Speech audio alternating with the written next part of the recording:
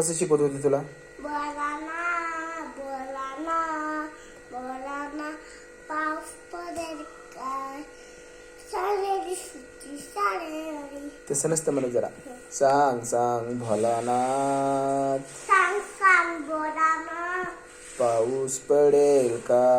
पाऊस पडेल काय शाळेभोवती सुट्टी शाळेभोवती तळे साचून सुट्टी मिळेल का?